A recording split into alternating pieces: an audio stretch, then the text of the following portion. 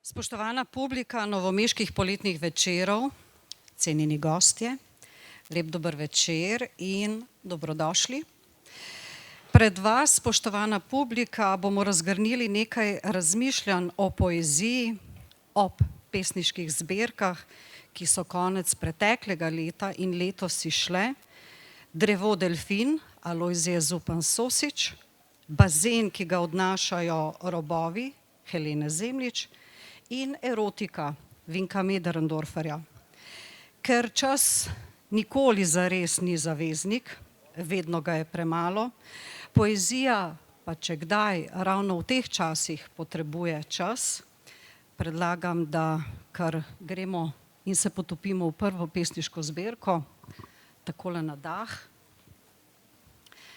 Draga Alojzija, sama morda še to, dogovorili smo se, ker se poznamo, da se bomo tikali, čeprav za voljo globokega spoštovanja do vseh treh ustvarjalcev in dela, ki ga upravljajo, bom imela morda sem ter tja tudi malček kakšno težavo in se mi bo prikradel kakšen vi, pa ga poskušajte množinsko jemati. Draga Alojzija, sama si mi zaupala, ko si bila gostja kolektiva Pozabljena polovica Novega mesta, da pravzaprav poezijo pišeš že od rane mladosti. Kaj se je, ker te poznamo predvsem kot raziskovalko, literarno teoretičarko, avtorico številnih monografij, antologij, kaj se je moralo časovno izpolniti, poklopiti, da si se odločila, da v slovenski literarni prostor zdaj ne vstopaš več kot raziskovalka, ampak kot pesnica? Najprej dober večer, vse lepo pozdravljam v Novem mestu, kamor res zelo rada pridem. Zdaj se tudi že izgubim ne več, no prej sem se še, zdajle drugič se nisem več. Jaz pišem poezijo že 55 let, od takrat, ko sem začela pisati, ko sem bila stara 6 let, ampak sem jo objavljala v srednji šoli, tudi Vinko je hodil v mojo srednjo šolo, to je bila pedagoška šola, mi smo imeli tam utrip, to je bilo šolsko glasilo, sem bila tudi v uredništvu in smo tam pač objavljali. Potem pa sem sama, bila sem tudi nagrajena, pa tudi v Mladini so mi objavili, no, ampak potem sem pa sama pisala pesmi, ne da bi jih sploh kaj objavljala, zaradi tega, ker mi je pesem pomenila eno zgoščeno razmišljanje. Jaz sem imela kar naporen urnik, ker imam 2 otroka in sem ju pač z možem svojo vzgojila brez nekih pomoči drugih in tako naprej. Plus doktorat, plus vse, kar sem imela funkcije, in kadar pa res nisem znala ene stvari urediti, sem si pa rekla, ne, zdaj bom pa jaz se usedla, pa bom napisala drugače kot znanstvenica, ne. In sem recimo pesem napisala, ampak to niso bile pesmi, niso bile še sfrizirane, ni nobene kozmetičnih, ni še bilo pristopov zraven, ne, ker sem vedela, da rabim veliko časa, da bom to naredila. No, pred 5 leti sem jih je pa nabrala več kot 10 pesmi takih, ki so že bile v redu, in smo naredile s prijateljico en literarni večer, samo za naju 2. Sva bile sicer v hotelu, ker ni bilo nobenega gosta in bilo to super. Smo si eni drugi brali in je pa rekla, ne, ti pa to moraš objaviti. Sem rekla, imam samo 10 pesmi, ne, zato ker ne gre, ne, jaz delam druge stvari. No, potem sem pa si vzela čas, ker so se mi tudi ene stvari, sem imela malo težje obdobje v svojem življenju zgodile, in sem si vzela čas in je nastalo 33 pesmi, to sem si pa želela, da bi bilo, in sem dala res tistim bralcem za prebrati, ki sem jih cenila, in bralkam, in so rekli, veš, tole bi pa šlo, tako da pol je pa šlo. Že pri naboru naslovov tvojih antologij in drugih del literarne teorije nikoli nisi naslove, celo podnaslove si zelo taktilno in zelo razmišljujoče izbirala. Drevo, Delfin je en tak odklon oziroma težko jo damo skupaj. Od kje tak naslov? Ja, za drevo sem že vedno vedela, da bo Drevo sem tudi postavljala, recimo vse posod, ko sem pravljice pripovedovala otrokom, sem imela vedno drevo, recimo, ko sem se jih sploh zmišljevala. Tako da drevo mora biti, ne. Drevo je zame najlepše bitje na svetu. Jaz nimam doma rož, ker nimam časa zalivati, pa tudi nočem prositi ljudi, da mi jih, ko kam gremo, ker veliko tudi potujem, da mi jih potem zalivajo, ker to je vedno neka usluga. Jaz imam rožo, vedno rečem, ne, zunaj. Jaz sem čisto blizu gozda doma, grem ven in to je zame najlepša roža. Drevo, kadar začne cveteti, pa tudi kadar ne cveti, saj roža ni lepa samo kadar cveti, ne, saj je rastlina sama po sebi. Delfin se je pa malo kasneje prikradel, ker jaz sem tudi zelo pozno šla na morje, mi smo bili pač družina, ki ni hodila na morje. In predvsem v drugih morjih, torej najprej sem ga, to sem že povedala enkrat in tole je zdaj nejca, ne, na Kitajskem sem prvič videla delfina in sicer to je bil delfin iz reke Jangtze, vozila sem se pa tam, kjer so takrat delali ravno zajezili so, a ne, in so morali torej izseljevati vasi. In cela mesta so izseljevali zaradi tega in midva sva se s Sarivalom peljala po reki, za katero so rekli, da se zdaj zadnjič peljemo, ker bo to potem vse zajezeno. In takrat je bila ta pliskavka, za katero so seveda obljubljali kitajske oblasti, da jo bodo zaščitile. Saj so jo zaščitili, sam so jo dali v stoječo vodo in je izumrla. Leta 2007 je izumrla. In jaz še vedno slišim ta jok delfinov in sem rekla, to pa moram jaz to. Torej, to je bil, vse so mi vsi rekli, ti pretiravaš, kaj so jokali. Delfini so pač delali, a ne, neke svoje zvoke so spuščali, jaz sem slišala, da jokajo. No in potem, ko smo pa začeli hoditi na morje, sem pa jih iskala v morju. In jaz sem že videla v bistvu vsa svetovna morja, tako da sem jih videla skoraj v vseh svetovnih morjih. In zdaj pa sem rekla, pa naj priplavajo še v mojo pesniško zbirko.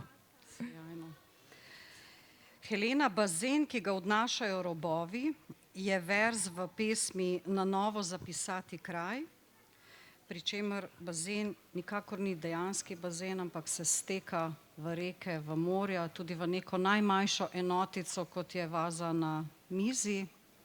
Kako pa je bilo pri tebi pri izbiri naslova oziroma?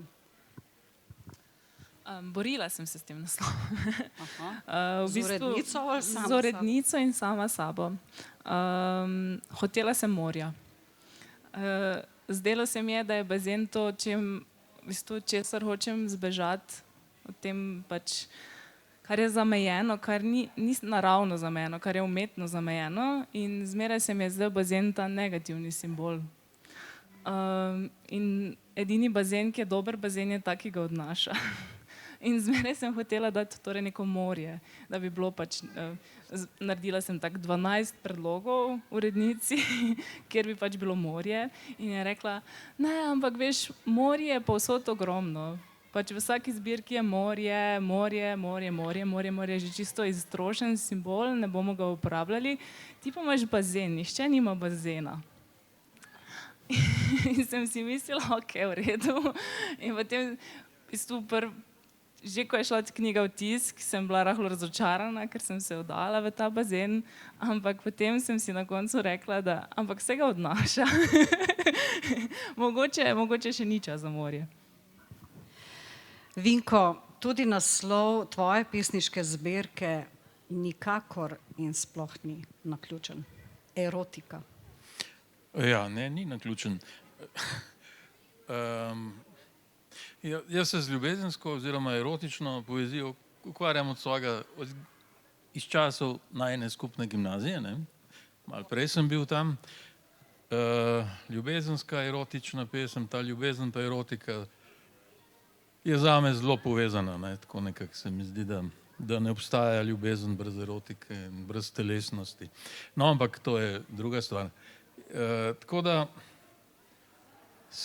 so se mi nabrale pesmi, ki so bile erotične, ljubezenske, pa mogoče še celo korak več od erotike, ne? Se pravi zelo telesne in tako naprej. In sem jih zbral v to pesniško zbirko. Dal sem pa ime Erotika zato, ker je Cankarjeva erotika, ki je bila seveda takrat škandalozna knjiga, ne? Danes vemo, da je to zelo lepa knjiga. lepih ljubezenskih pesmi, takih res finih. Takrat pa seveda je bil čas tak, da je bila škandalozna, no? Da je bila pohujšljiva, zato je tudi škof odkupil, ne? In jo zažgal. No, in ker so moje pesmi tudi zelo čutne, se mi je zdelo, da bi bila ta komunikacija z erotiko, ne? Kaj je danes pravzaprav telesna ljubezen in kaj, nad katero se nekateri zelo škandalizirajo. Tako kot so se takrat, ne? Obliznajo se, Ja.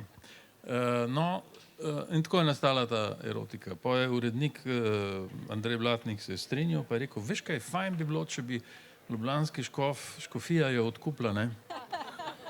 Kompletno naklado. Pa tudi, če jo pol zažgejo, ne? Sem rekel, super bi bilo. To bi bila po mojem ena izmed redkih odkupljenih, razprodanih pesniških zbirk. Tako je nastala ta erotika, ja. Moram pa reči, da se nisem v teh pesmih nič zadrževal, ampak sej, jaz razumem pesem kot nekaj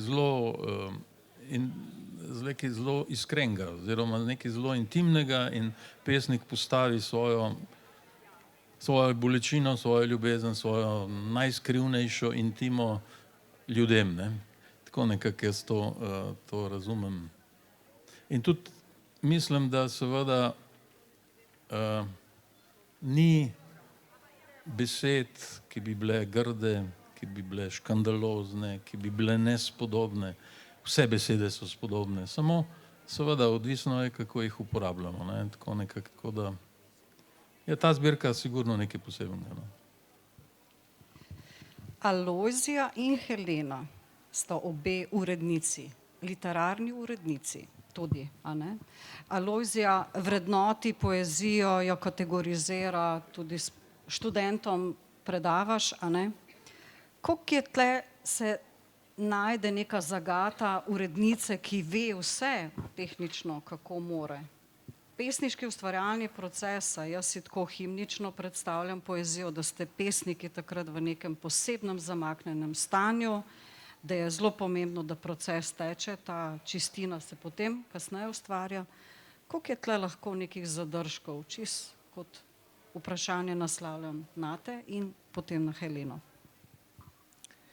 Ja, jaz nisem toliko predana uredništvu kot je Helena, ker jaz samo pač skupaj s sodelavci oziroma sodelavkami antologije urejam, sem pa sama dve uredila. In da se zdaj na Vinka nazaj navežem, ravno ker sem uredila prvo slovensko antologijo erotičnih pesmi, mi še nismo imeli antologije erotičnih pesmi, sem jo, kot da bi vedela, da bom zdaj sedela tu, ne, pa nisem vedela, sem dala naslov po verzu iz Vinkove pesmi Vates, v tebi se razraščam. Ne, ker se mi je zdel ta res takšen dvosmiseln, ne, dosti erotičen, a hkrati tudi zelo tak osebnosten, a ne, to so ti osebnostni izrazi, se razraščam in tako naprej. No, ampak zdaj smo pri vrednotenju. Jaz mislim, da vsakega lahko naučimo, kako se vrednoti. Tu zdaj ena moja študentka sedi, pa si bo zdaj lahko tudi mislila, ali sem kaj naučila ali ne. Tako da, ampak je to proces, vedno vrednotenje je na koncu, ne. Jaz sem literarno interpretacijo razdelila na 2 stopnji in vrednotenje je zadaj. Zdaj, kako pa jaz, ko pišem, ne? Ko jaz pišem, moram pa stopiti iz vloge znanstvenice in tudi vloge te, ki vrednoti. Vse je že sproti seveda vrednotam, ne? Napišem, pa vse prečrtam, pa si rečem, ja pa kaj, pa kako je možno, da je toliko zašla zdaj, to pa čisto slabo, ne? Ampak ko si ti rekla, ne, ta zanos, entuziazem se seveda na več načinov lahko gradi. Na koncu je pa vedno to, na koncu sem pa vedno znanstvenica in sem tudi vrednotna, ne, seveda. Je pa težko sam sebe vrednotiti, veliko lažje je druge, zato pa tudi imamo vedno tako, ne, da kritiziramo vedno rajši druge, ne, ker je lažje to narediti. Ampak dam jaz potem, ker vseeno ne bi bila čist sigurna, če bi sam vrednotila. Dam vedno prebrati ljudem, ki se tudi ukvarjajo s poezijo ali so pesniki in tudi, ki mi bodo tudi iskreno povedali. Ker jaz ne rabim, da mi sam rečejo, koliko je pa to fajno. Ne? To je seveda lepo, da ti nekdo pove, ampak je pa zelo dobro, da ti pove, glej, tole je tako, ne, tam še da je malo, tle te pa malo zanesli in v tem smislu. Ne? Helena, kako je pa pri tebi bilo to breme literarne urednice? No, jaz nisem znanstvenica, jaz nisem Alojzija, ki se že celo življenje ukvarja s tem. V bistvu so to pesmi, ki so nastajale že dolgo časa, kar nekaj časa. In edino, kar mi je ostalo iz tega, da sem zdaj, torej pred kratkim šele začela urejati tudi, je to, da moraš zaupati temu, ki si se mu odločil zaupati knjigo. To, da obstajajo pari, urednik, avtor, ki so uspešni in če se najde tak par, je šele potem knjiga odlična.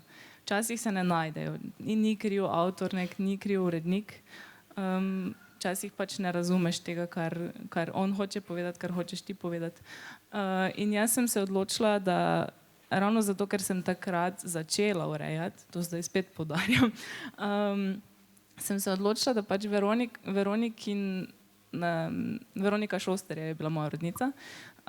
Veroniki način razumevanja poezije mi je bil blizu že odprej, kar poznam tudi njene poezije, kar poznam knjig, ki jih je urejala in se mi je zdelo, da to se lahko poklopi in takrat sem se odločila, da bom spustila stvari, da ji bom dala pesmi in naj ona pač kot čist neka zunanja objektivna opazovalka pove, kaj naj s tem. Tako da mislim, da iz tega uredniškega dela, ki sem ga takrat začela delati, je mogoče ostalo zgolj to, da sem zaupala, da se nisem kregala, da nisem bila več osebno navezana na pesmi, da sva lahko naredile neko v redu delo, pa če so to moje pesmi ali pa če so to pesmi od nekoga drugega. Vinko, pri vas je za razliko od Alojzije in Helene, kjer v bistvu res teče vse v enem enotnem, vendarle pesniška zbirka Erotika sestavljena v 5 sklopov, mislim, da je 49 pesmi.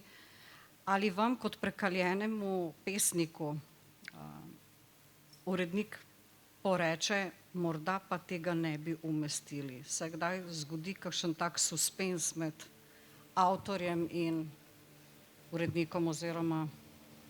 Ne. To se potem nekoč zgodi, ko si ne upajo. Ne spomnim se. Imajo pripombe uredniki, ne, absolutno, in sej avtor po mojem, saj jaz, ne, takoj vem, katera pripomba je v redu, ne, takoj, ker sem že prej dvomil v kakšno pesem ali pa v kakšen postopek.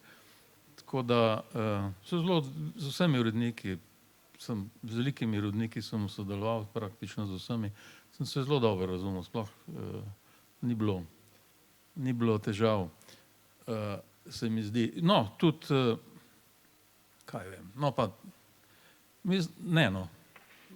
sem že na začetku povedal, ne. Tudi se mi zdi, da sploh pa z Andrejem Blatnikom, mislim, da sva skupaj naredila že 10-15 knjig poezije, 2 drugače pa romane, ne, se poznava že 30 let in nekako se mi zdi, da me zelo dobro pozna, jaz pa tudi njega, tako da je ta komunikacija zelo kratka, ampak zelo bistvena, no, tako. Tukaj pri tej knjigi mi je omenil, da vidi to zbirko bolj kot zbirko daljših pesmi, brez kitic, ne, da se mu zdi, ne, in pa jaz pogledam in res so bile samo 3 pesnice v kitični obliki in sem to tudi spremenil, ne, nekako se mi je zdelo, da je dobro začutil in je pol tudi oblikovno poenoteno. Malo sem se bal, da bodo te drzne erotične pesmi, Ni prava beseda, ampak mogoče se kakšnemu bralcu bojo zdele drzne erotične pesmi. Se mi je zdelo, da bo mogoče imel kakšno pripombo, pa ni imel, ne? Nikakor ne. Kaj vem, zdaj se spomnim, da pri mladinski literaturi, da je bilo tam več težav z uredniki, ne? Da so me prepričevali, kaj otroci razumejo, kaj otroci mislijo, ne? In so imeli narobe, ne? Kaj pa ve nekdo, ki je urednik, kaj otroci mislijo, pisatelj pa ve. Se mi zdi, ne? Tako da sem včasih vztrajal na kakšnih zadevah in so se izkazale, da sem imel jaz prav, ne? Uredniki si včasih lastijo neko vedenje, ki ga v bistvu nimajo, ne? Ali pa pri mladinski literaturi je tako, da nekako nekateri uredniki mislijo, da vejo, kaj je za otroke dobro. Kar je seveda absolutno napačna uredniška, ja, ni to prav, ne? Če kdo ve, pol ve pisatelj, ki se vživlja v te otroke, kako te reagirajo. Tako da, ja, drugače pa ne, drugače pa zelo fino z uredniki delati. Tukaj tudi pri Gogi z Jelko je bilo prima, vedno pri tej zbirki, ki je tukaj pri Gogi išla Samota, ne, tam se spomnim, da je imela kakšne zelo fine pripombe, kakšna beseda je zmotila, ne. Se je zdelo, da ni v skladu z melodijo pesmi, ne. In je imela prav. Tiste ideje, ki jih ima urednik in so dobre, jaz vse poberem. Tiste pa, ki pa se mi zdi, da niso, pa pol kar utihnem, ne. Nič ne komentiram. In ostane tako, kot je avtor rekel. Če navežem morda, da so nekoč res zažigali knjige, pa tudi pesnike, zaradi izbranih misli, bodisi erotičnih, bodisi angažiranih. V Posmeh in opozorilo je poezija res prostor, kjer je prostor popolne svobode. In v času, v katerem živimo, preden gremo na prvi sklop branj, se nam zdi, da se tako nekako brezhrbtenično upogibamo nazaj, čeprav čas teče naprej, mi hodimo nazaj, tako da utegne biti kakšna knjiga ogrožena zaradi svoje misli. Kakšen je ta prostor poezije oziroma bi moral imeti ta prostor poezije? Bodisi da ima urednika na drugi strani, ki je, ali pa da je ta redukcija misli, razmišljanja, kaj je prav in kaj je narobe. Kakšen je to prostor? Ja, jaz mislim, da je zdajle poezija v tem trenutku res zelo pomembno področje. Zdaj bom šla najprej na poezijo, pa bom pa nazaj na urednike skočila. Recimo, jaz se strinjam z Macom, svetovnim teoretikom, ki pravi, da je človek postal del kibernetičnega sistema, ne. Se pravi, na eni strani smo že androidi, na drugi strani smo pa še vendarle humanoidi oziroma smo humana bitja. Kaj moramo narediti, da ne bomo rinili, ker tako in tako na stroje že imamo, ne, imamo umetno inteligenco in tako naprej. Zakaj bi mi morali postati isti kot umetna inteligenca oziroma androidi? Mi imamo sredstva, s katerim lahko ohranimo svojo humanost. Tudi v tem času, kjer se bombardirajo otroci, pa se ne sme povedati, da je to genocid, ne? Mi imamo umetnost in s pomočjo umetnosti lahko marsikaj dosežemo. S pomočjo poezije, zdaj v tem trenutku, zakaj pa sem jaz tudi napisala knjigo Berem pesmi ravno v tem trenutku, zaradi tega, ker mi smo pa zdaj res v taki globoki luknji, ne? Kapitalizem je naredil tako globoko luknjo, da bomo težko ven zlezli, če ne bomo zdaj že začeli ven lezti. In kako bomo to naredili? Z ekstraktom. Poezija je namreč ekstrakt. Poezija je zgoščenost. Poezija se bori proti hektičnosti, proti hitrosti, proti površini. Zdaj nas trenutno obvladujejo 3 stvari. Hitrost, hektičnost, površina. Dajmo vzeti pesem v roke, a ne? že Brecht je rekel, knjiga je orožje. A ne? Se pravi, dajmo brati pesmi in jaz tudi v svoji knjigi zapišem, da je lahko bere vsaka. Torej ne govoriti, da samo nekateri, ko so pametni, razumejo, vsi razumejo poezijo. Čisto vsi. Od otrok do starcev. Ker mi vse imamo, tako kot imamo danes, encim za poezijo. Imamo tudi encim za umetnost. Vsi. Samo nekateri so malo zakrneli, ker jih pač ni nihče vzgajal, oziroma so imeli tudi tako vzgojo, da ni bila ravno spodbudna, ampak vsi imamo to. In samo preko tega se lahko združujemo. Tukaj bi sam eno res razveseljivo novico v tem svetu, kjer nima skoraj razveseljivih novic povedala, to, da v Sloveniji smo s pomočjo webinarja, torej tega spletnega kluba, ki je začel delovati v času korone, ko smo bili res vsi ogroženi na več načinov, izobrazili 200 ljudi, ki zdaj ustanavljajo bralne klube. Jaz mislim, da bomo kmalu rekorderji na svetu po številu bralnih klubov. In veste, ja. In to je nekaj pozitivnega. Tu se lahko Slovenci pohvalimo, ne, ker smo vedno tako skromni in nič ne povemo, kaj se pa pri nas dobrega dogaja. In samo s tem, že s tem zelo veliko, da se recimo v enem letu poveže ta skupina, ki je čisto drugačna, lahko tudi ideološko drugačna, čisto drugačna, ampak se poveže, ker je varno okolje, ker smo ustvarili nek diskurs, ki ga lahko vsak lahko nekaj pove. Vsak v knjigi, ki jo prebral, lahko nekaj pove. Vsak lahko v pesmi, ki jo prebral, nekaj pove. Lahko reče, da je čisto brezvezna. Ampak izhajamo potem, zakaj je brezvezna. Iz tega, ne. Tako da jaz mislim, da zdaj v tem trenutku se moramo pa vsi poezije, jaz moram biti malo angažirana, ja, zato ker drugače pa samo sranje, oprostite. Če pogledamo, kamorkoli pogledaš, je samo to, ne. Torej, kaj bomo naredili? Mi moramo biti optimistični. Edino to nam ostane.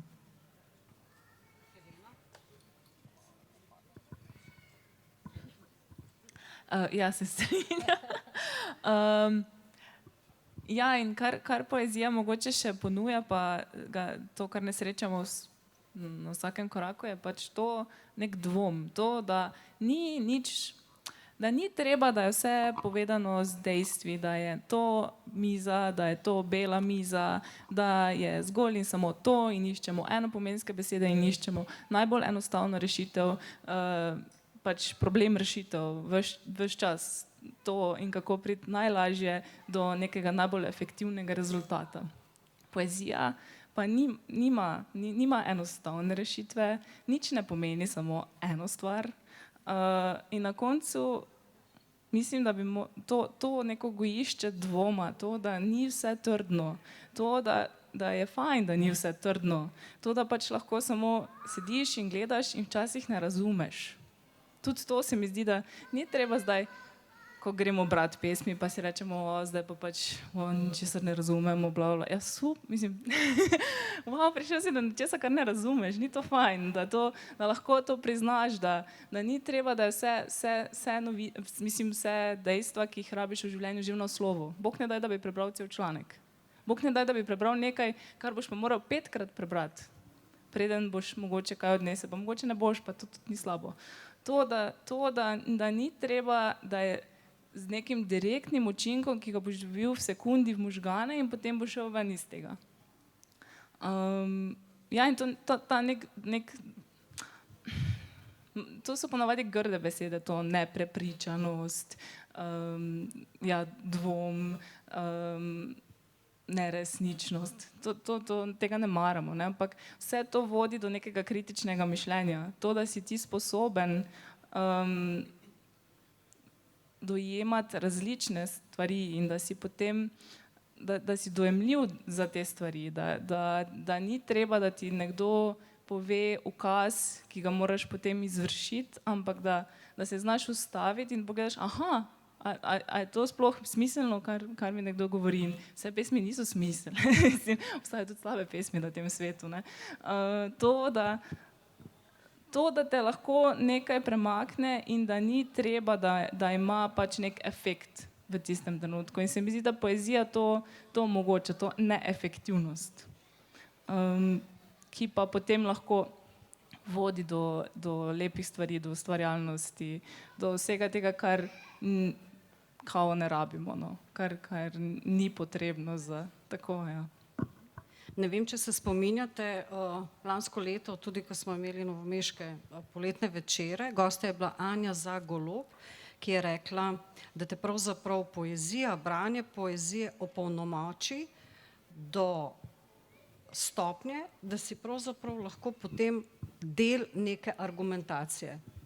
Da te tako ohrabri, besedno opolnomoči, da greš lahko potem v nek diskurs in se boriš za neko stvar. Zdaj pa dovolj besedi, poezija. Alojzija, prosim za prvi sklop.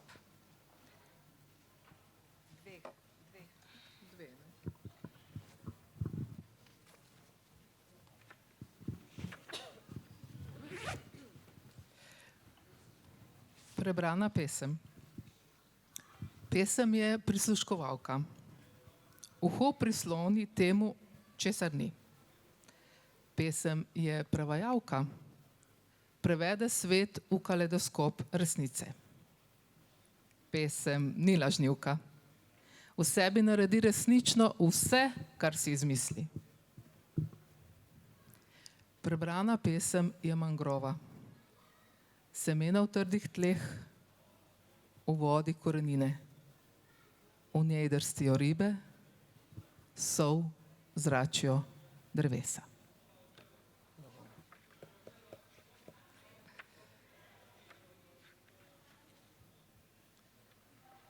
Mamit. Ko me ustavita budistična meniha in je drugi zelo nezaupljiv, prvi bi pa rad vadil angleščino. Drugi sname masko šele, ko povem, da sta moja sinova njegovih let. Prvi, da je rodila Budo Maja stoječ pod drevesom, še prej je obiskal beli slon. V tem belem, beli lotos. Ko se otrok nisem hotela naučiti vleči testa, zdaj gnetem besede ravno prav tanke, da se testo ne pretrga, ravno prav trdne, da ne spade na del. Maja ali Marija. Vedno je svetlova bela. Ženska je najlepša, ko rojeva. Cankar ni vedel, da bo franska cankarjanska mati. Wolf ni želela napolniti žepov s kamni. Nisem znala drugače in sem se izposodila verze, čeprav ne maram pesmi, ki se začnejo z motom, ki jih pišejo pesniki, ki jih lepijo po veličini citiranih. Kako naj napišem ta odgovor, ko še vedno vsi klečite pred materjami v zadregi? To je z verza Maruše Krse. Včasih je materinstvo vraščen noht. Najprej je običajen, nič ne moti. Potem skeli ob dolgih hojah. Maja, Marija, bela svetloba, zdaj vem. Najlepše bitje ni mati, najlepše bitje je delfin. Ko ne morem razbiti mamita z verzi, skoči pred menoj iz vode. In tudi budistična meniha onemita. Gladko, modrikasto telo. Njegov nasmeh je naša eholokacija.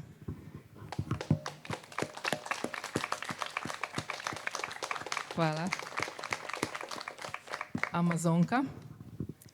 Prvič sem se dotaknila Brazilije pred 10 leti. Jezero v Braziliji, Oskar Niemeyer z vodo, ni važno, cerkev, hotel ali hiša, vedno je voda. Teče okrog, nenaravnost. Učinek ali občutek, odsevi ali kristali vode. Postelja je bila velika, kopalnica je bila velika. Po hodniku je sredi noči tekla gola ženska. To je bilo res. Takrat sem bila že zaspana in nisem videla, če je njena koža prava. Kako se lahko zgodijo v tej noči še kapibare? Zrel mango pada na tla, telo vibrira. Ta, ki te oplazi s pogledom. Misliš, da ni elektrika, kar požira temno hlačnico, blisk zoba, lesk ustnic. Ženske, ki se borijo za Amazonko, so prvič slišale slovenščino. Niso razumele besed, a so v pesmi čutile klokotanje vode, bolečino ovijalk, neko skupno praznino. Kjerkoli se telesa rek prepletajo, ni treba poznati slovarja. Šumet, žuboret, šelestet.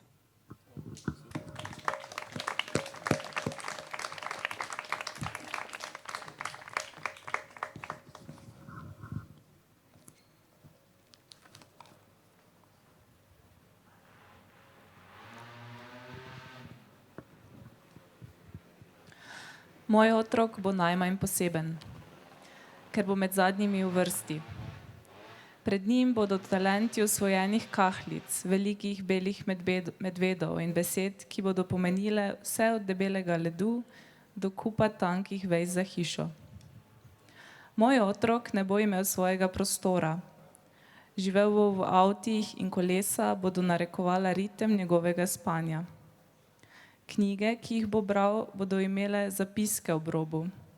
Pisalo bo, kdo je kje že isto vrstico napisal prej in pozneje, kdo je komu sorodnik in kaj pomeni, če kopiraš, prepišeš ali v nekem vesolju ustvariš v prah.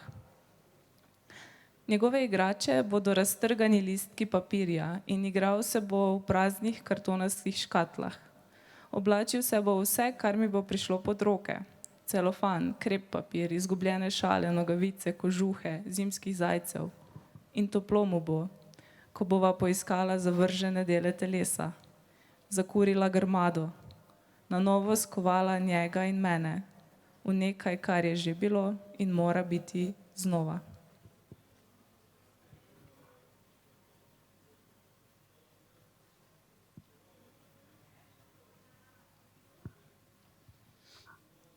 Slaba ljubezen lahko umre precej hitro, a ne kot razsekana, umira počasi.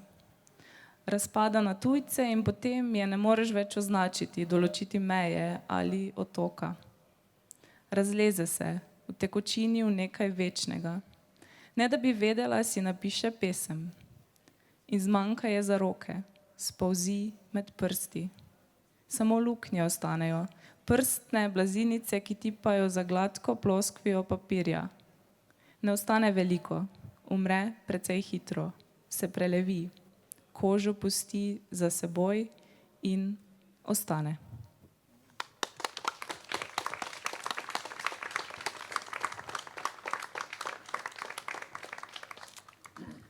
Jaz sem pozabil, katere pesmi si ti izbrala, ampak bom pa kar.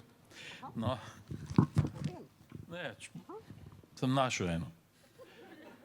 Razpolovi ga, prelomi kot kruh, nanj tetoviraj svoje ime, od leve proti desni in od desne proti levi in navzgor in navzdol, kot v križankah.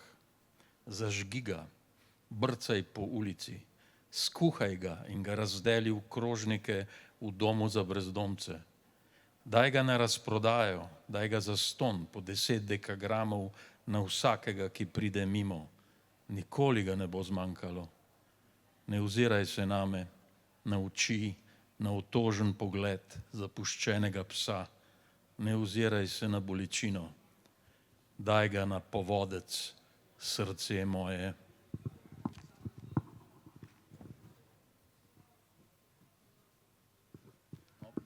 Pa še ena, nisi ti te zbrala. Leta 1980, se spomnite? Kakšni se, ne? Ja. Kakšni se. Jaz sem bil takrat star 22 let. Napisal sem pred kratkim kratek roman z naslovom 1980 in sem se prav z užitkom spominjal študentskih let. V tistem času, ki je bil zelo drugačen od danes. To je bil čas, ker smo brali poezijo, ki se mi zdi, da je bilo še dosti časa, o čemer je govorila kolegica, da je bilo dosti časa za poezijo, no? Da je bilo dosti časa za posedanje po lokalih, za govorjenje, za pogovarjanje o literaturi. Skratka, nekako drugačen čas je bil, ki je pa seveda potem v 90-ih letih pobezljal. No, in jaz sem potem kljub temu romanu napisal še pesem, ne? Ker sem že glih napisal roman, se mi je zdelo pa, da bi bilo pa fino napisati še pesem v podobni temi. In to je ta pesem. Ljubljana 1980. Grajski grič je dojka razlezena nad strehami hiš, s kamnito in vedno vzburjeno bradavico na vrhu. Zrela ženska je, ki potrpežljivo čaka, da mladeniči zlezejo nanjo. In stolp, ki visi nad mestom, je možak v večni erekciji, ki nadleguje oblake, kadar plavajo prenisko. In tromostovje spodaj, ženska in dva moška in dve ženski in moški, ki se kar naprej izmenjavajo v vseh mogočih figurah Veneris, ki so takrat 1977 prvič šle v knjigi pri neki beograjski založbi in smo jo naročili po povzetju kot znanilko seksualne demokracije.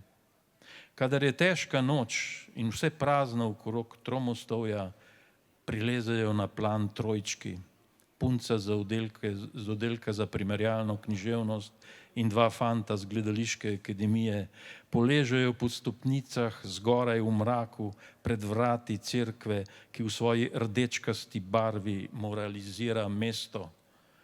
Potem se trojica s tromostovja zalizuje na vse mogoče načine.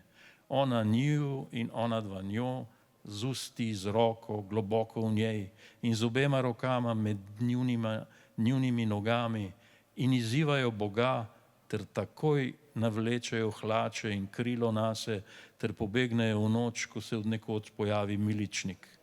In naprej, še naprej navzgor proti nami, za vogalom Rio, ki ga ni več, in spomin na Petra Božiča, ki v Božiču trka na prijateljeva vrata in se potem do novega leta greje na termoakumulacijski peči in binglja z nogami. In spet naprej, čez trge in ulice, do gostilne pod Skalco, kjer se objemata Jendo in Polona, oba že mrtva, kjer arhitekti malicajo in urejajo mesto, ki ga takrat še ni. In Ljubljanica, potisnjena v kanal, teče leno pod Karlovškim mostom, ker vsake toliko povlečejo utopljenca iz vode in nekdo skoraj vedno zakriči: "Poglej ga, kako mu stoji." In moja soba, temna, z vonjem po parketni pasti, z rjuhami, ki so trde od posušenih sokov in sperme, in mladost 21, 22, leta 1980. In javkanje študentke tretjega letnika, ki ne pride in ne pride in ne pride, ker jo je, ko je imela 13, pofukal oče, zato te do krvi grize v uho in kriči: "Ati, ati, ati." In vse to, tudi knjige, tudi smrt pesnika, obešenega na rutico svoje ljube, in vse to, kar se nenadoma konča na Nazorjevi, ko je bila ulica vse do kave nagnetena z ljudmi, ki smo v tišini čakali, da bo peljal mimo, nismo vedeli, nismo ga videli, ker je začelo otožno deževati in nekdo je rekel: "Tudi nebo žaluje." Ljudje so v tišini odpirali dežnike, krasna podoba odpirajočih dežnikov, kot kakšna nema skladba podob, ki jih bom uporabil v filmu, sem pomislil, če bom kdaj delal filme. Držal sem te pod roko, spoznal sem te tisti teden, še nisva spala skupaj, strah te je bilo, da te bom pofukal in zapustil. Stiskala si se k meni, ko sva stala pred kavo in gledala navzgor po ulici, polni tihih ljudi. Tu in tam je nekdo zajokal, tudi ti si zajokala in naslonila glavo na moje rame. Nisva videla na glavno cesto na koncu Nazorjeve, kjer se je bohotilo pročelje Narodne banke Jugoslavije. Samo slišala sva šum avtomobilskih gum, ki so se oprijemale mokrega cestišča, ko so Tita peljali mimo na železniško postajo. Ljudje so v tišini zapirali dežnike. Takrat nisem vedel, da je konec. Vedel sem samo to, da te moram hitro peljati v svojo temno sobo z vonjem po parketni pasti, z rjuhami, ki so trde od posušenih sokov in sperme, in da mi boš zdaj končno razmaknila noge in pokazala pot v tvojo mokro žival. In da moram tvojo žalost nad izgubo ljubega predsednika izkoristiti zdaj, ko si žalostna in dovzetna za tolažbe vseh vrst. In potem sva se dobivala v različnih kotih Ljubljane, Ljubljene, in sva potem vročično hitela v temno sobo z vonjem po parketni pasti in naslednje dni skoraj brez besed sva ležala v postelji in gledala televizijo, kako so pokopavali predsednika. Vroče solze so ti tekle, jaz pa sem se počasi od zadaj zibal v tebi. Bilo je krasno žalovanje, ki se je končalo z malo smrtjo, kot pravijo Francozi. Razšla sva se kmalu in sploh nisva vedela, da se je takrat vse, ampak resnično vse spremenilo. Tudi Ljubljana.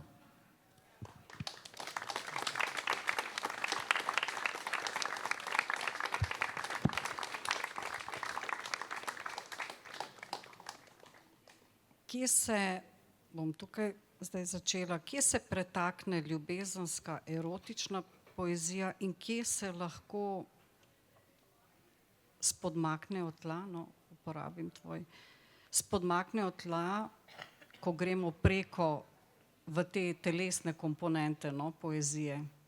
Ta meja je lahko zelo tanka. Ja, kaj vem.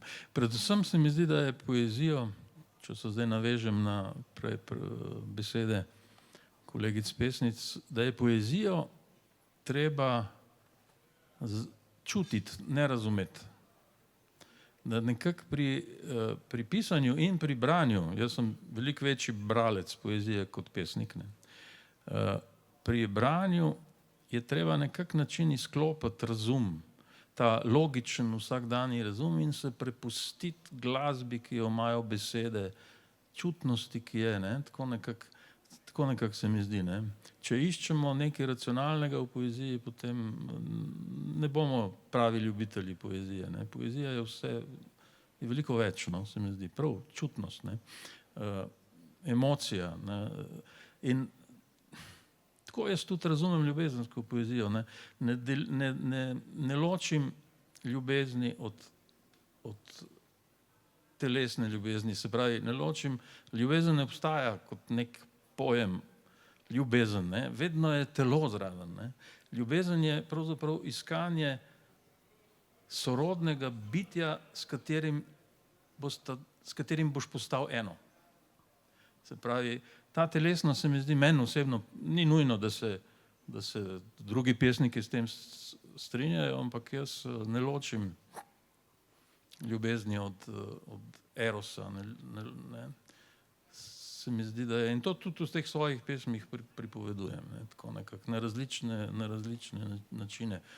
Tudi se mi zdi pesmi ne sme biti nikoli sram. Pesnika ne sme biti sram svoje pesmi in pesmi ne sme biti sram samo sebe, ne. To se mi zdi, pesem je totalna svoboda, tako za bralca kot za pesnika. Kadar pišeš pesmi, moraš biti totalno svoboden, ne. Moraš se ji prepustiti, ne smeš nič skrivati pred njo, ne smeš misliti na bralca, ne smeš misliti na to, kaj bo bralcu všeč. Moraš samo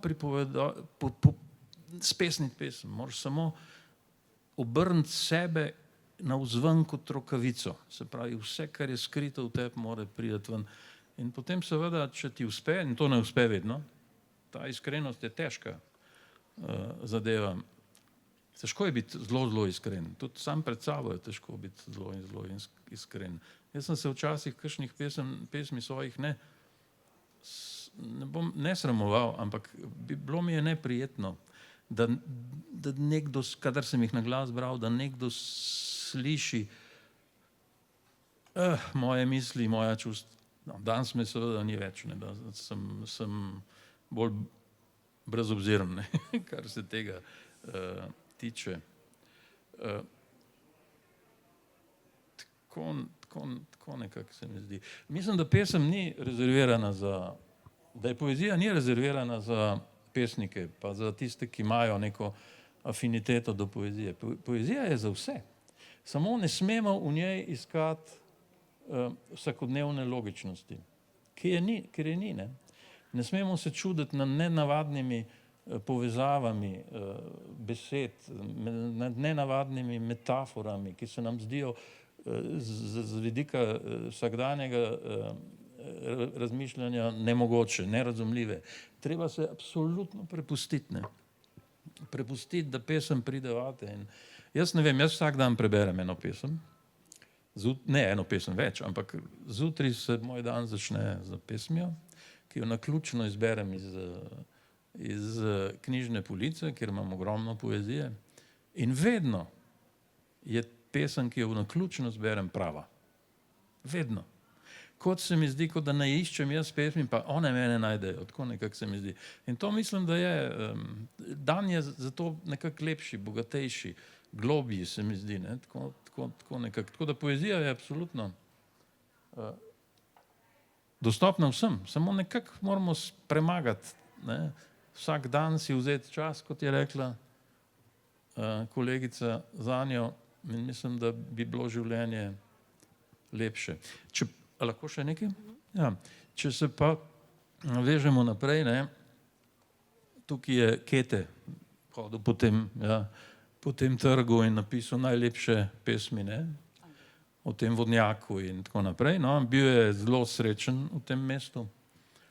Sam je to napisal Cankarju, da je pa tu res srečen, tudi zaradi ljubezni, ne, ki je tu odkril. Ne vem pa, če je ona vedela, da jo on ljubi. Ampak hočem reči, da tega fanta, izjemno nadarjenega, Cankar je rekel, da je najbolj nadarjen od vseh 4 pesnikov moderne, in mislim, da je imel prav. In tega fanta, on je napisal v svoji dijaški razigranosti eno pesem zoper škofa, takratnega Mison se je pisal ta škof in taka, jaz sem to pesnico prebral v zbranih delih, ki me je zelo zanimalo. In ta pesem je luškana, zabavna, žaljiva, ne. Zabavna pa je, ja, tako, malo se ponorčuje iz tega gospoda in pove, mislim, tudi resnico v njem. In ta gospod je ponoril, škof je ponoril in je fanta vrgel iz vseh gimnazij. Skratka, pol je nekako prišel sem, da je končal. Ni mogel končati šole, ni smel. Grozljivo. Oče, stric ga je razdedinil, ker je žalil. Skratka, hočem povedati to, kar ste prej govorili, ne, da je seveda poezija bila nekoč preganjanja, tudi erotika je bila zažgana, ne, kot nespodobna in antibožja knjiga in skratka vse je bilo zelo narobe, so jo zažgali. In še bi lahko nas tudi, podobno se je dogajalo z Gregorčičem, tudi so bili hudi pritiski, Aškrca so vrgli službe in tako naprej in tako naprej. Tudi po svetu, ne, so bili prekleti pesniki, ki so jih preganjali razni čistuni. Potem smo pa mislili, da je konec tega, ne, da je konec tega časa, da je poezija se osvobodila politike, da je res prišla svoboda tudi v tem smislu. Razen seveda v vzhodnem bloku, moram reči, da Sovjeti so bili do svojih pesnikov zelo kruti, ne. No, ampak vseeno v Evropi. Zdaj smo pa spet v času, ker zapirajo pesnike. Ravnokar sem bral, da so zaprli, na 5 let obsodili pisatelja alžirskega. Grozljivo, zdaj, 21. stoletje. Pred mesecem dni je v bombnem napadu umrla palestinska pesnica. Palestinska pesnica je dala 3 pesniške zbirke, imamo celo prevedene, so v literaturi prevedli, pa krasna pesnica, umrla. Ubili so jo. Skratka, nekako grozljivo se vračamo v svet, kjer ubijajo pesnike. Pa ne po naključju. Kaj pa je tista bomba vedela, da je padla na pesnico, ne? Ampak ne, cenzurirajo jo, poezijo, literaturo, umetnost cenzurirajo. Vsak dan lahko to beremo. In kar pomeni, da se moramo boriti proti temu. Boriti proti temu in poezija je v prvih bojnih vrstah. Poezija je tista, ki bo rešila našo moralo sveta, ki je zginila, etiko, ki je zginila, ki bo dala besedi spet pravo vrednost. Danes beseda nima več vrednosti.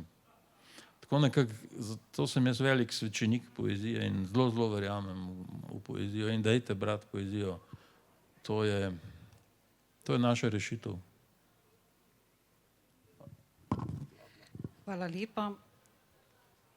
Sem želela vprašati, kje je identiteta literarne govorke pri tebi, Alojzija, v Drevo in delfin. Lahko pa zastavim drugo vprašanje, ker se ta čas krči, pa bi rada, da vsem še en sklop pesmi slišimo. sama praviš, da je pravzaprav mora poezija iti zelo, zelo globoko.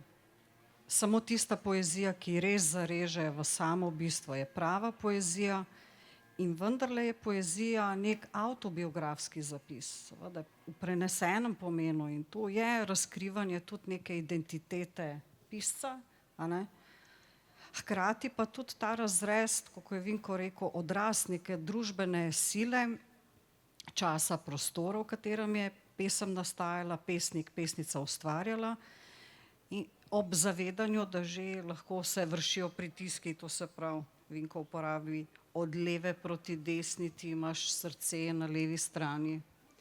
Kako je lahko nek kritiški zapis tudi pozoren na to? Ja, Kljub temu, da so tako veliki simboli, toliko simbolov pomenljivih je v poeziji in se spotakne od nekaj tako, a ne? ja, bom jaz, ker sem učiteljica, kar na primeru povedala. Ne? Tisto pesem, ki sem jo prej prebrala, ima mit, ne? Koliko je to lirske govorke. Ja, koliko je to res in koliko ni dobro preveč, da razlagamo, zato ker je poezija odprta, pa je več pomenska. Ampak jaz bom tukaj za primer povedala. Ne? Jaz sem bila sama v Kambodži in sem imela veliko časa in tam sem res napisala, mislim, da kar 3 pesmi in sem se sprehajala po obali in sta pristopila k meni 2 budistična meniha. Ne? Točno tako sta rekla, a lahko malo vadimo angleščino. Ne? In tako lepo v tistem oranžnem sta bila oblečena in jaz, aha, a ja, menihi bi pa vadili angleščino. V redu, ni problem. In jaz se začnem z enim pogovarjati, en drug, takrat je bila še, eni so še imeli maske, ne, eni ne, ker je bilo morje, jaz pač nisem maske nosila.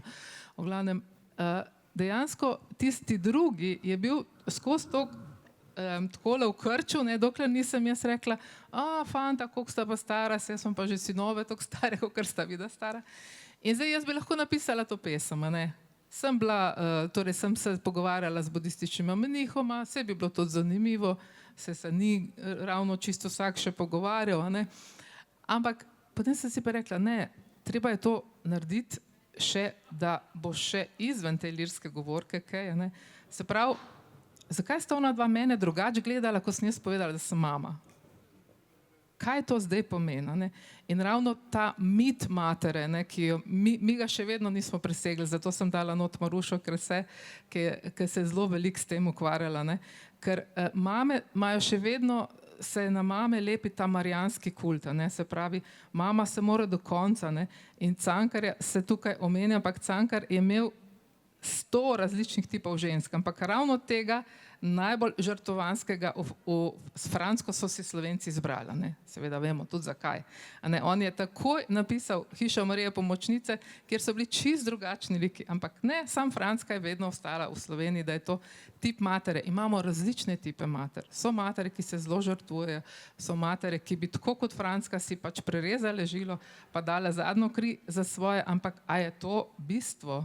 Da se žena samo z materinsko funkcijo potrjuje. In zaradi tega sem potem začela raziskovati pa budizem, kako imajo oni tam majo, ne, mi imamo Marijo, pač kakšna je podobnost in tako naprej. In sem ugotovila, da je pa to zelo kritiko zmotilo, ker ravno to, ker sem namero napisala, ne, ker meni se res zdi delfin zelo lepo bitje. Ne. Zakaj je ženska lepa samo, če je mati? To se mi zdi popolnoma res. Kaj pa tiste, ki ne morejo roditi? Kaj pa tiste, ki res ne bi rade rodile in tako naprej? Ne?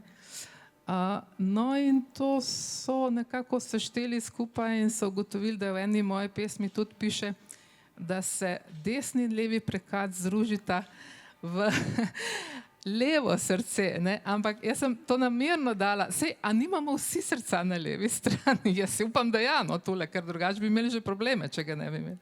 No, ampak to so nekako našli, ne, da je to v moji pesniški zbirki ideologem, da sem ideološka. Ampak glejte, jaz pustim, da pač ljudje različno razmišljajo, tole me tudi ni prizadelo, ja, zato ker se mi pa zdi, da sem pa že vnaprej vedela, kadar dregaš umite, boš vedno dobil po glavi. Ampak je treba dregati omite, je treba govoriti o stereotipih, je treba povedati, nismo samo lepi, smo tudi grdi, pokazati, kje smo grdi. A ne? Najbolj enostavno je samo vsakem reči, ti si lep pa pameten. Ne, povej tudi, tole imamo v redu, kot sem prej rekla. Slovence je treba pohvaliti zaradi bralnih klubov, jih je treba pohvaliti zaradi marsičesa, ampak pri mitu matere pa še moramo veliko narediti. Helena? Mogoče kakšno razmišljanje o funkciji poezije oziroma pesniškega jezika oziroma identitete ženske. Je morda svet ženske svobodnejši od sveta ženske pesnice? Sveta ženske pesnice. Ja, pesnica ali ženske. Mogoče kaj v jeziku raje povem. To se mi pretežko vprašanje ostalo. Mislim, zato, ker se Zdi se mi, da je na nivoju spola, ja. da gre lahko pri moški, oziroma to smo že razčistili v enem drugem pogovornem večeru, ženskim avtoricam ni dopustno iti toliko dlje kot morda moškim avtorom. To je samo moja hipoteza, ampak nek drobčken namig, ki ga bomo mogoče potem razvozljali tam v atriju knjigarne Goga. Do jutranjih ur bomo te niti in testo. Pa dajmo v jeziku. Vprašanje je, če bi ženska napisala erotiko od Vinka. Kaj bi se zgodilo? Ali... Mislim, da se... Poglejmo, že primer, recimo, koliko ženskih avtoric pravzaprav ni prišlo na površje. Jaz zdaj recimo imam v mislih Majo Vidmar, Barbaro Korun, ki je takoj v spremno besedo recimo kritik kategoriziral, da gre za predstavnico ženske lirike. Pri moškemu avtorju nikoli ne piše Vinko Möderndorfer je predstavnik moške lirike. Kako pa, vse ste vendarle moški, ne? Mislim, a je treba to sploh se s tem ukvarjati, namreč, ker sem ter tja se pri kakšnih od vaših pesmi niti ne začuti spola. Oziroma uporabite celo rabo drugega spola. To mi je bilo... Ampak dajmo v jeziku, no. Jezik je spol, ne. Je v slovenščini. Mogoče je, mislim, jaz tega, mogoče lahko povem svoje stališče do tega neke ženske pesmi. Mislim, nisem nikoli tega začutila. Je bilo zmeraj vprašanje odnosov, ampak ne vem, če zdaj ne to. Torej, mogoče pri ženski je še vedno vprašanje pripadnosti. Torej, pač komu jaz pripadam, od kod sem jaz prišla in kaj je moje zaledje in zakaj sem zdaj na tem mestu. Mogoče mlajše ženske sploh se soočamo s tem vprašanjem, da zmeraj nas sprašujejo, ja, ampak ti si se družila s temi in temi in potem si prišla do teh in zdaj si seveda si na tem mestu, ker ti je pač uspelo se prebiti. Ampak ne bom zdaj govorila o tem, zato ker ne vem, kaj se dogaja z mlajšimi moškimi pesniki, ker mogoče se jim dogaja isto. Ampak vem, da to pri avtoricah, ker jih je pač zadnje čase res veliko, je bilo zmeraj vprašanje tega nekega neke niti, ki te je nekam pripeljala in kdo je zdaj porinil kam in v katerem trenutku. In, mogoče to, ampak mislim, da jaz sploh ne maram tega vprašanja zdaj, če to ženska moški pesnik, ker ni samo to vprašanje. Vprašanje je tudi, če si ljubljanski pesnik, če si mariborski pesnik, če si LGBTQ pesnik. Veliko predalčkov je in vsi smo na neki točki popredalčkani. Mogoče je to bolj vprašanje te zdaj generacije, ker nas popredalčkajo glede na jezik, zdaj pa se vračam k jeziku, glede na jezik, ki ga uporabljamo. In ni več to samo moški, ženska, ampak so to neki kompleksni predalčki in takrat, ko si v tem predalčku, ne moreš več iz njega. Kar je zelo zanimiv predalček, sem se ga zdaj spomnila, je slam poezija. Kdo bi si mislil, da je slam poezija predalček, iz katerega ne moreš? Recimo Nina Medved, odlična pesnica, je začela kot v bistvu slamerka in bila zelo dobra v tem, ampak zato, ker je ona začela kot slamerka, je izdala pesniško zbirko, ki ni imela veze z slamom, ampak ona je bila označena kot slamerka in so jo konstantno spraševali vprašanja, ja, ampak slam. In se mi zdi, da pač vsak pesnik, ki pride na... Vse to je logično, ne? Pač ti se pojaviš z neko knjigo in potem je nekdo prebere in prebere seveda tvoj življenjepis in morate označiti z nečim, da ve, kam spadaš.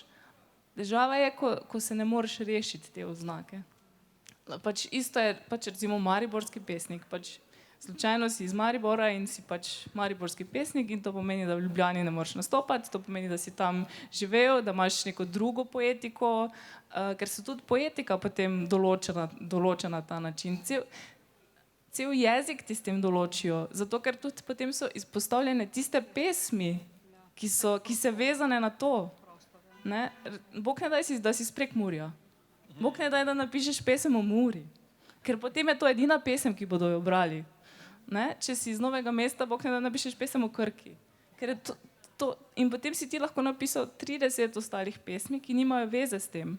Ampak ker si pač v tistem predalčku, ker je to tvoja poetika, ki so jo oni našli, je to. In mogoče na jezik, da se zdaj vrnem na pesniški jezik. Pesniški jezik ni, da si ga izbereš in da boš zdaj pač pisal v tem. Jaz sem pa zdaj Prekmurec, pišem o Muri in to je zdaj moj pesniški jezik. Ne, pač kasneje se ti lahko zgodi nekaj drugega in bo tvoj pesniški jezik nekaj drugega. Pesniški jezik ni, da zdaj se rodiš z njim. Nastaja, pač spreminja se. Druge stvari se ti dogajajo. Ni to neka entiteta. In mogoče tudi zato se ljudje ne rabijo brat poezije, zato ker to je naš jezik, to je pač Alojzija, moj, pač to je to, kar mi govorimo in slučajno je pač napisano v vercih in slučajno je objavljeno v knjigah. Jaz bi rekla, da jaz govorim, se prevajam v jezik, ki ga lahko ljudje razumejo, ker jaz bi bila ful rada, bi govorila v metaforah včasih, pa ne morem, ker pač to ni neka govorica, ki bi jo pač ljudje želeli slišati od mene. Ne? In ta pesniški jezik, to je pač jezik, tako kot je, ne vem, slang. Ni zdaj to neke bariere in zdaj pa ga moramo mi znati dekodirati. Ali pa zdaj mi najti tisto, ja, saj moraš najti stopno točko, ampak to je ista stopna točka, kot ti moraš najti stopno točko, da razumeš svojega soseda, ki izhaja iz drugega okolja, ki nima iste izobrazbe kot ti in se zdaj pač morata pogovarjati. Isto morata najti skupne asociacije, nekaj skupnega, kar jima bo omogočalo sploh komunikacijo. In tudi, če berete 30 različnih pesniških zbirk, ja, nekatere vam bodo bliže, ker je to bliže vašemu jeziku, ker je to nekaj, čemur se ne rabiš prilagajati v popolnosti, ampak je nekaj že, kar intuitivno lahko razumeš. Zdaj sploh ne vem, če sem ti na karkoli odgovorila. Lahko? Jaz mislim, da da je poezija samo ena, ne? Ampak kljub vsemu se ta poezija deli na dobro in slabo. In da je to edina delitev, edina razlika. Vseeno je, kdo piše, vedno so ženske pišale, od Sapfe naprej. Težje jim je bilo. Slikarka Kobilca je uspela samo zato, ker so mislili, da je Ivan Kobilca, ne? Je bila pa Ivana, ne? Ko je poslala svoje slike na Dunaj. Skratka, ženskam je bilo vedno težje, ne? In še danes ni lahko. Ampak to je stvar družbe in politike, ne pa poezije. Jaz berem vse pesnice, vedno sem bral vse in se sploh ne oziram. Pač pa sami se mi zdijo kakšne pesmi dobre, kakšne pa slabše. Ne glede, a jih pišejo slabe pesmi, pišejo moški, ženske, pač se pesem ne posreči. Ne. Tako nekako, jaz tako moram povedati, da sem leta 86 delal eno predstavo, Rožnati trikotnik, ni bistveno, in takrat je bilo tako, da je bilo v delu so izhajale kritike za pesniške zbirke, v naših razgledih druge. Skratka, res, ta kritika je bila zelo razvita, bili so tudi pomembni ljudje, ki so pisali za gledališče, in vem, da smo po premieri laufali na železniško postajo po Delo, ne? Ker je še isti večer z naslednjo Delo išlo in not je že enkrat pisal, ne, v kritiki, in smo čakali tam, in če je dober napisal, smo šli pit, če pa ne, pa smo pluvali po njemu, ne, kako nima pojma. In isto je bilo pri poeziji, ko sem izdal prvo pesniško zbirko, Rupel je pisal, v Telex je bil ena, ne, to sem tako čakal, vem, da sem gledal in tako naprej, kdaj še, pa ni še, ker je redno pisal, ne? Ta kritika je bila redna, ne? Niso spuščali. Skratka, drugače je bilo kot zdaj, ampak hočem povedati nekaj drugega, da sem še takrat naredil predstavo in seveda smo tekli na železniško postavo, predstava je bila zelo dobra, tudi pol kasneje nagrajena, ni bistveno to, je bila kritika, ampak 2 stolpca. Zato, ker smo mi počeli pol leta, je on napisal 2 stolpca. Ni napisal slabo, ampak tako. Ne. Pol smo bili jezni, jasno, ne, nad njegovo površnostjo. In potem je bilo pa konc počitnic, sem pa na akademiji kritika srečal in se upravičil. Je rekel, veš kaj, oprosti, smo šli naslednji dan na morje, pa nisem mogel napisati. In hočem povedati, od takrat jaz ne berem kritik, niti gledališčih, niti literarnih, ampak ne. Ne dobrih, ne slabih. Za slabe mi ljudje povejo, rečejo, on je pa zelo slabo pisal v tvoji knjigi. Za dobre pa ne povejo. Ne? Ampak meni je vseeno, jaz mislim, da ni treba brati. Tudi moram reči, da ko pišem pesmi, ne mislim na bralca. Nočem biti všečen bralcu, sploh ne. Hočem biti všeč sebi, hočem povedati nekaj, kar bi jaz kot bralec poezije brat prebral, pa bi mi bilo všeč. To je moje merilo. In seveda, jasen, ne, če si tako nadut, kot sem jaz, ne, potem se pravi, da ne iščeš neke zunanje refleksije od nekih kritikov, ki v življenju niso napisali nobene pesmi in se potem vihajo nos nad poezijo in pišejo neumnosti, da je to ženska pisava, kar je totalna neumnost, ne. Ali pa, no, skratka, potem moraš biti bolj strog do sebe, no. Moraš biti potem sam sebi kritik, ne. In jaz se trudim, da bi bil sam sebi največji kritik, ne. Tako nekako ne rata vedno, ne, ker kljub samo je to pesniško samoljubje tako močno, da včasih tudi slabšo pesem pustiš v knjigi, pa veš, da ni čist najboljša, ne. No, ampak hočem reči, ker je pač tekla beseda o tem. Ne. Mislim, da je poezija ena sama, da tukaj ni delitve na ženske in moške, da je to zapostavljanje žensk v zgodovini 20. stoletja in prej stvar politike, tam je treba spremeniti stvar nekih drugih družbenih norm. Vedno so bile ženske odlične pesnice. So pa seveda težje prosperirale kot moški. Ne. No, zdaj pa bom zaključil lahko.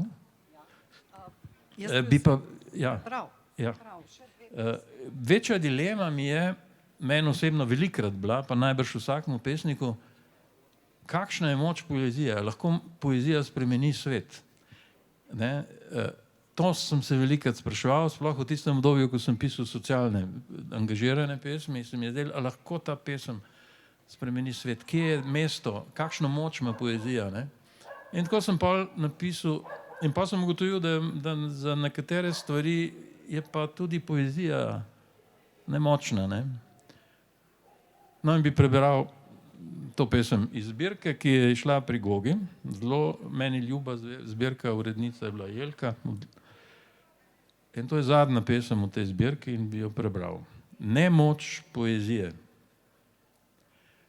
Lastovka se je zaletela v okno. Iskala je prostor za gnezdo. Na steklu mojega okna si je zdrobila glavo. Jaz sem ravno pisal ljubezensko pesem, ko je počilo. Mislil sem, da je kamen, tako kot včasih, ko si stala pod oknom in sem ti potem vrgel ključe, da si prišla k meni. Zdaj pa je lastovka ležala na polici in drobno trepetala z nožicami. Vzel sem jo v dlani. Tam se je popolnoma umirila, kot da je našla prostor za gnezdo. Niti ljubezenska pesem ji ni mogla povrniti življenja.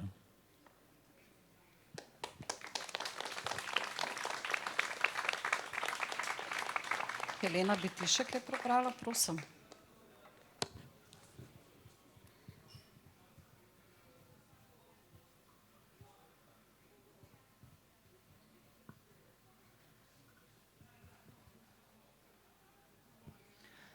Načrtujem, da si bom kupila letno karto za bazen. Ne vem še, ali me bo to motiviralo, ali bom samo plačevala več za svojo zahtevno hrbtenico. Razmišljam, kako hoditi tako, da ne bo imel nihče proti, in kako mu ne morem povedati, da sem to hojo pilila vrsto let, da je takšna in da kot takšna ne zahteva nekih večjih popravkov. Že več ljudem sem povedala, kako pogosto sanjam o bazenih. Kako je na začetku zmeraj morje in potem zadanem ob rob ali plezam po obali trave in je jezero in naenkrat vidim vse od zgoraj. Na neki točki se ne morem več pretvarjati, da vem, da če tudi trdim zelo nasplošno ali celo skladno z vsemi zakoni, se tukaj izogibamo v bistvu. Pogosto sanjam, kako rešujem uganke ali labirinte in potem vsi tečemo in konec je zmeraj srečen. Nikoli ne sanjam, kako zelo mi je žal in potem si mislim, da je to verjetno zavesten občutek. Se tolažim, da nima hrbtenica nič s tem, da sploh ne govorimo o isti osebi, da imata jezero in bazen zmeraj središče, da so tam tla zmeraj dosegljiva.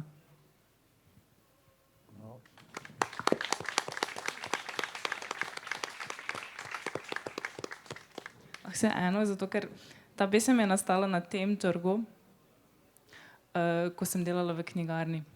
Zdaj bo samo to pol brala, veš. In to je v bistvu pesem za knjigarno Goga, zato ker je to knjiga za vse ljudi, ki so me vzgojili in ena izmed teh entitet z vsemi ljudmi, ki spadajo zraven, je knjigarna Goga. Na naslonjalih stolov posedajo vrabci. Kako bi bilo, če bi se tako usedel kak gost? Vrabci imajo gnezdo v tankem plastičnem omotu, ki varuje žice. Gostje se praviloma obnašajo vljudno in le kak otrok pomoči prst v vodnjak. Iz njega pijejo tudi vrabci. Na neki točki bi si lahko predstavljali, kako kljunček uščipne prst. Katero od gradiv gnezda je gotovo človeško. Tako se obnašajo tudi gostje. Če bi se kateri usedel na rob stola, bi vodnjak narasel in vse bi bilo precej vprašljivo.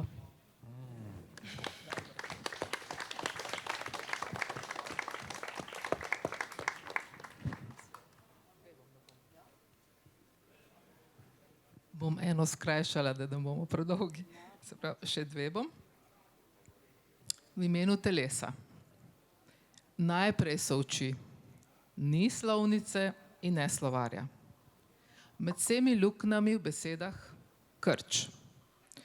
Moški, ki te gleda vroče v vrat, ne ve, je to tvoj vrat ali oči njegove želje. Njegov pogled drsi drugače, po istem vratu, isti koži. Moški, ki te gleda, veš, sta dva razloga. Najprej so oči, potem simbol.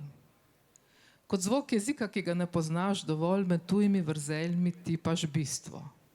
Toneš v glasu, ton dvigujete visoko, više, bliže. Besede so mesa se dotaknile, Oči in ustnice so ga ogrele.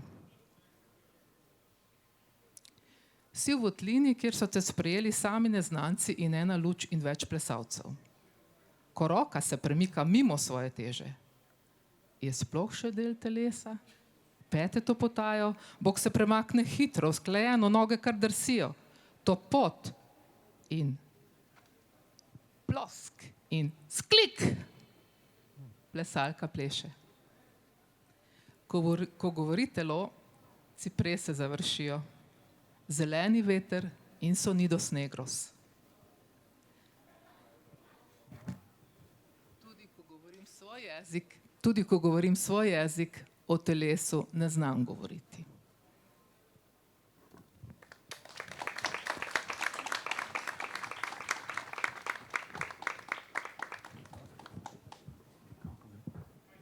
Pridem nazaj.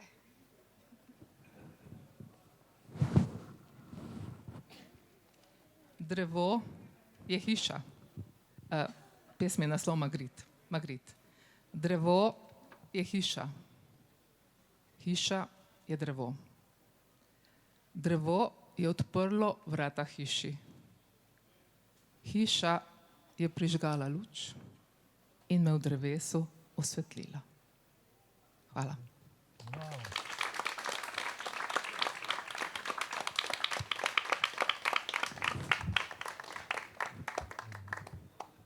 Spomenom pesnika Magritte, a ne? Spoštovani, dragi zbrani, naj vas potolažim, da bomo z večerom še nadaljevali. Tisti, ki ste voljni prisluhniti še kakšni pesmi ali pa jo celo prebrati. Tako smo se dogovorili v duhu in v tem našem monokronem oblačilnem sistemu, ki lepo nakazuje naše drže. Večer se bo nadaljeval tam, v nekem intimnem prostorčku, če koga premami. Tukaj bomo zaključili, da ne bomo talci teh usodnih sosedov, s katerimi ne najdemo pravega jezika. Spoštovani Vinko, dragi Vinko, letos smo odgovarjali na vprašanje encim za poezijo in če ga posedujemo. In smo odgovorili da. In na vašo pravzaprav prejle ste rekli, poezija morda ne spremeni vsega, a ne? Oziroma nima toliko moči. Lani smo odgovarjali in smo odgovorili pritrdilno, lahko pa spremeni intonacijo sveta. In to moč pa ima. Tukaj pa si sposodim tole knjigo, ki je zame tako Biblija. Polonski pravi, da je poezija esencialni znak. Verjame celo, da veliko nasilja in psihičnih bolezni nastopi zgolj in samo zato, ker se ne bere. In nadaljujem še z eno mislijo, tisti, ki ne berejo poezije, so pravzaprav dejansko enaki tistim, ki sploh ne znajo brati. Torej, tako Mark Twain. Vzemite si 3 pesniške zbirke, Bazen, ki ga odnašajo Robovi, Helene Zemljič, Drevo in delfin Alojzija Zupan Sosič in Erotiko, lahko tudi Samoto, je tudi na voljo Vinka Möderndorferja. Najlepša iskrena hvala, meni je bilo prekrasno. Hvala lepa in hvala, ker ste prisluhnili.